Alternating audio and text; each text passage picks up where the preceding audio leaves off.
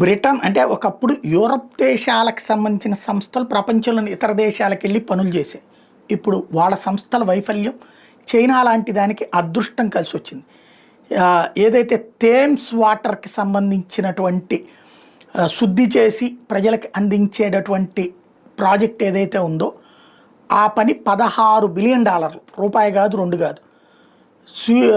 ఏది మురికి నీటిని శుద్ధి చేసి మంచినీటిగా మలిచేటటువంటి పథకం. $16 బిలియన్ ఈ కాంట్రాక్ట్ని చైనీస్ సంస్థ కొట్టుకుపోయింది. చైనా సంస్థ దాన్ని సాధించింది. ఇప్పుడు అది బ్రిటన్లో పెద్ద చర్చనీయాంశమైంది. గతంలో బ్రిటన్లో ఏదైతే అంటే దానికి సంబంధించినటువంటి కాంట్రాక్ట్ పొందినటువంటి సంస్థ ఫెయిల్ అవ్వడంతో దాన్ని బేస్ చేసుకుని ఇప్పుడు ఆ సంస్థ చైనాకి సంబంధించిన సంస్థతో టైఅప్ అవ్వడం అన్నది చర్చనీయాంశమైంది. ఇది కావాలని జరిగిందా?